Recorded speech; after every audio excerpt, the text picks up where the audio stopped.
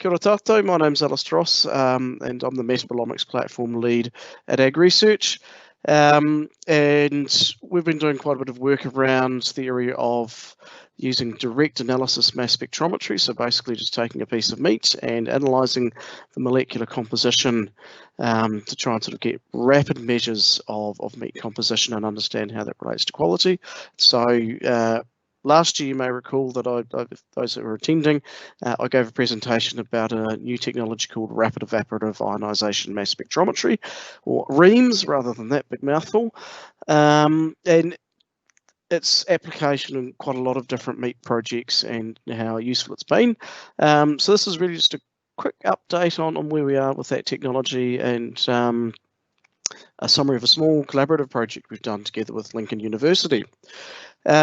So really just to recap for those who haven't come across rapid evaporative ionisation mass spectrometry or REAMS before, basically it's a high resolution mass spectrometer which is coupled to originally a surgical knife, and it was developed around surgery, and the idea was that you can use the molecular composition you can measure with the mass spectrometer to measure cancer tissue while surgery is ongoing. And so that's obviously human flesh and meat. There's a sort of a morbid relationship there, and so it's been applied for meat research as well, and it's a very powerful tool in that you don't need to do any sample preparation. So normally with the sort of methods or instruments we use, you have to spend a lot of time preparing the sample. You have to dry them and weigh them out, etc., and extract them before you can get to the interesting bit of the measurements. With REAMS, you just basically burn a sample and you measure what's in the smoke. It only takes about 10 seconds between measurements. So within a few seconds, you're seeing the mass spectra of your sample. And so, for example, here you can see there's a mass spectrum from REAMS of beef and of lamb, and just by eyeballing it, of course, you can see there's differences. But when we apply some powerful statistical methods, we can really start to understand differences between different kinds of meat and meat grown up under different kinds of situations.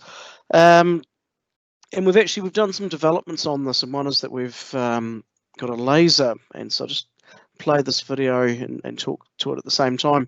So normally we've used a handheld knife, but that does lead to some sort of issues between different operators. With a laser, we're able to get that same smoke, and you can see shortly here you'll see some smoke coming up there. There's that smoke. Part of that smoke's getting sucked up this blue tube and gets sucked up into the mass spectrometer, and you can see these little burn marks here from where the meat has been burnt and therefore measured, and you can see how quickly you can get a measurement. So we have really quite rapid measurements of meat, molecular composition of meat. It's easy to set up, in this case 12 samples, and you just let it run while you're preparing the next 12 samples. So it's a nice and rapid throughput approach, and obviously if you want to sort of think the future, this kind of approach could also be used in an abattoir setting. So just move on to the next slide. Here we go. So the collaboration trial that we did with Lincoln University, they were interested in looking at various factors related to meat quality, especially changes in pH. And so they had 6 lambs that were all grown in the same pasture, and they collected 5 muscles from these lambs. They all represent different kinds of muscle types, and they'd been measured for pH at 1.5, 6, 8 and 24 hours, and we did the REAMS analysis in the space of all those muscles within the space of an hour after defrosting them. They'd been frozen before that, and so you can sort of see this nice row of all the meat samples ready to be analysed. And so just in terms of the meat quality parameters, pH did vary, of course, as is well known, between the different muscles. And that was very useful because we were interested in finding out what molecules that we're detecting using the REAMS are related to pH. And when we look at the REAMS data, we use a plot like this is called an OPLSDA plot, and really each of these dots here represents an individual sample, and behind that you've got the 1,000 or so molecular features detected by the reams. And what we can see is we get very nice clustering of the different muscle types.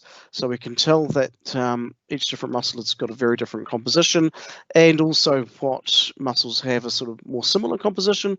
So here we can see that the hind muscles are more similar to each other than the others. And here we can sort of see that the most similar muscle groups here are those in the forequarters. So we're seeing some, I guess, quite clear distinction between the different muscle types. And what was really interesting is when we dug into that data, we can see that there are several of the metabolites that we're measuring. They were different between all 5 muscles. So there's potential for markers of muscle type within meat. But what we're really curious about here is around the relationship of these different features that we've measured and pH. And so if we look at correlation between all the muscles, the pH in all the muscles and some particular masses, so these were the masses which had the best overall correlation with pH, we can see that the correlations are kind of okay, but there's big scatter. But then when you look at the individual muscles, they're really different. Sometimes you've got negative correlation, but the overall correlation is positive. And as you'll all know, I mean, having worked with meat quality for a long time, there is a massive variation between different muscles and muscle pH. However, what we're doing here is we're seeing very clearly that we cannot just get one molecular feature to tell us everything about all the different muscles inside the lamb, and so that for us was quite a key demonstration, I guess, here.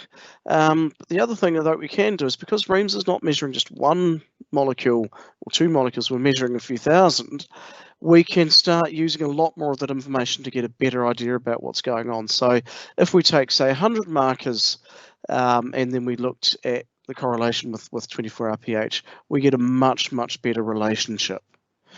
Similarly, we can sort of reduce that model and just take 8 markers and we still get a pretty good relationship for muscle pH. And we're seeing if we take the same profile, we also get really good relationship with other kinds of meat quality parameters. So really what we can see is that by measuring a whole lot of things at the same time, not all that information is relevant for what we're interested in, but there is a lot of it that can be used for understanding meat quality parameters. And remembering, of course, that these measurements are done very rapidly.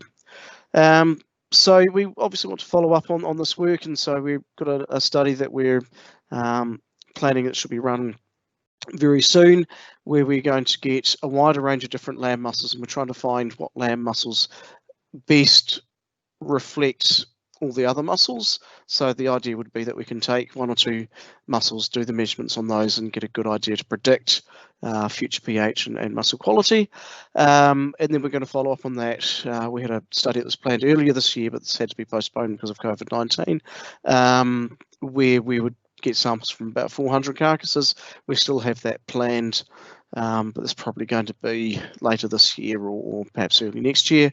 And because this work is funded out of part of a Catalyst program funded by MB, where the goal is to work with China. We're in contact with Chinese researchers working with lamb, which is very interesting in itself, just getting some insight into the lamb meat industry there. And we're going to work with them to help validate the model that we're developing. So that's the end of my talk. I will say that we are looking for a suitable master's student to help us with this project. So if you know of anyone who's interested in a really interesting meat science project that's got a lot of practical application but some nice highfalutin science, please get in touch. And of course, if you've got any questions, please get in touch with myself or the organisers. Thank you very much for your attention.